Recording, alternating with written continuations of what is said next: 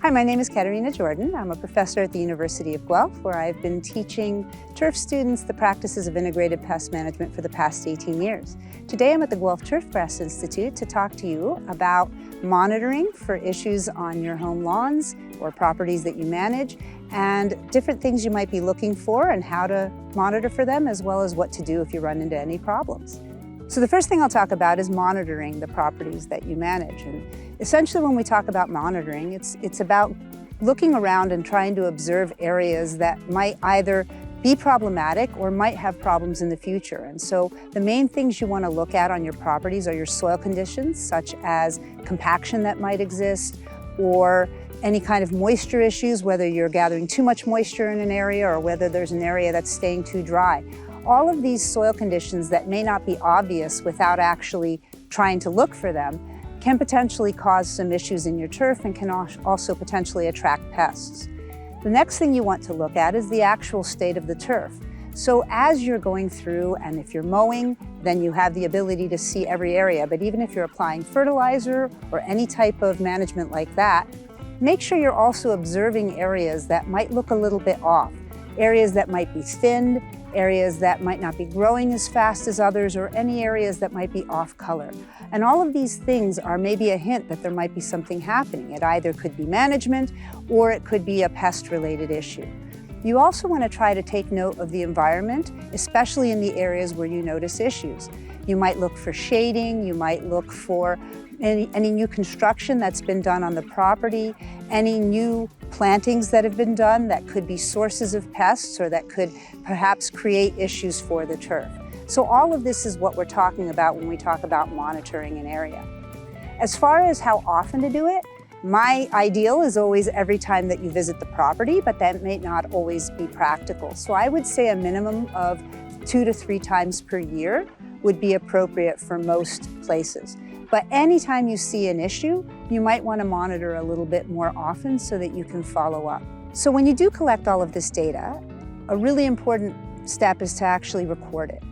And it's not just a matter of writing it down, because you want to know the location where you might have seen an issue. So what I usually recommend to people is to make a rough drawing of each property. I mean, even if it's just a rectangle where then you maybe outline where the deck might be or a certain tree, just so you have an orientation. Make photocopies of that for each time that you monitor it, and then any time that you see an issue or a potential issue, you just mark it down on that piece of paper and make a note of what it was. And what that does is it allows you to see if there's anything that progresses over time or if it seems to go away on its own. And all of these things are things you can take note of. And ideally, if you have a client that you have for multiple years, it also allows you to gather information from year to year, which is really important. So as far as actual pests, probably the primary thing that you're going to be dealing with in a home lawn or some sort of corporate lawn would be weeds. And that's usually the primary issue that we tend to see on home lawns. So the weeds that you would generally see would be something like plantain, dandelion, maybe clover or black medic. What's really great about weeds, however, is that they're indicators. When you have weeds, it means that your turf isn't doing as well as it should. So that means a few things. It could mean that you might need to look at your fertility levels on those lawns. It could mean that maybe they need a little bit more nitrogen to try and outgrow or outcompete the weeds. It might also suggest that the environmental conditions aren't ideal. So again, going back to those soil conditions, is that soil too compacted, which might favor weeds that have really shallow roots and not favor the turf. Maybe take a look at aerating or doing something to relieve that compaction. You also want to look at things like moisture levels. So certain weeds you're going to tend to see when it's compacted, like plantain. Other weeds you'll tend to see when it's too wet, like rough bluegrass, which might be a grass weed that might come in. And others might be a suggestion or an indicator that you have low nitrogen. So clover and black medic are generally indicators that you have low nitrogen in your lawn. So weeds, although they're the most common, are actually in some ways the easiest to manage, because all they mean is that the environment is favoring the weed rather than the turf, and that's something you actually have control over.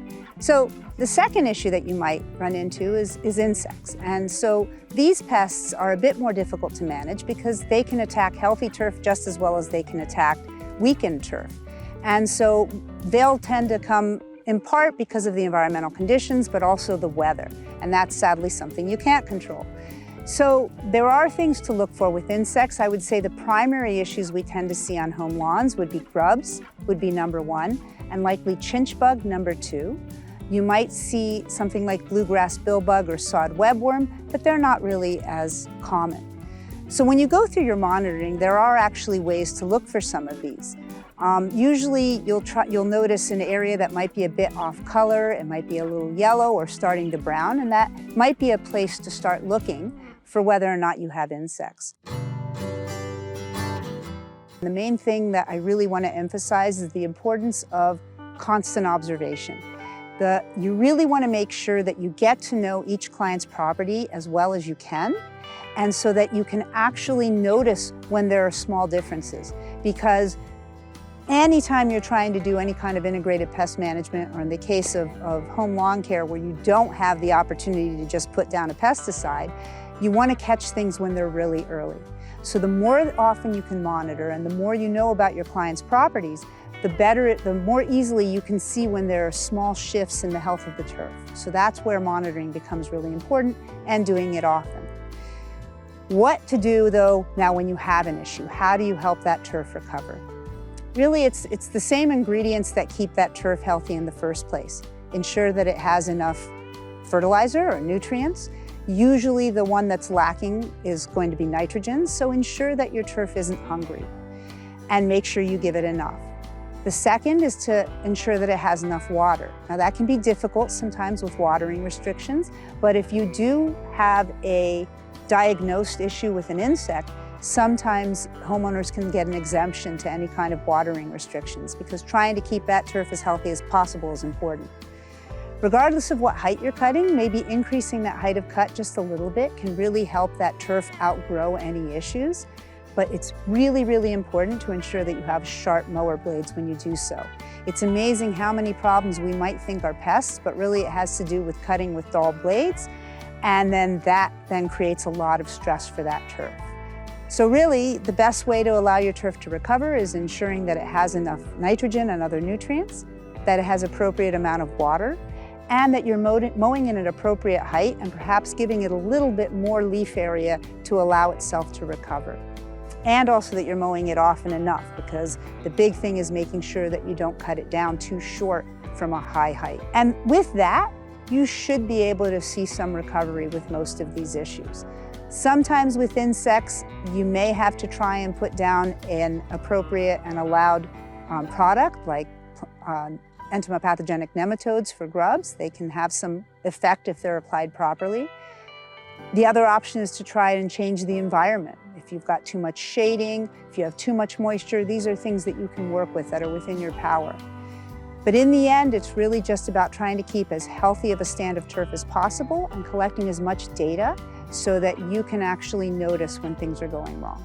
So when we talk about IPM, it does stand for Integrated Pest Management, but I always like to teach it more so as Integrated Plant Management, because it's really not just about managing the pests, it's about managing the grass, it's about managing the turf so that it's always as healthy as possible. So when you have a client entrusting you to look after their place, to look after their space, the hope is that you're going to do what you can to keep that area as healthy as possible, regardless of whether or not we're dealing with pests. So ensuring that the turf always has appropriate fertility, ensuring that moisture levels are appropriate, ensuring that the soil conditions are the best they can be, regardless of whether or not they're pests, will give your client's turf the best fighting chance against things like weeds and potential insect damage.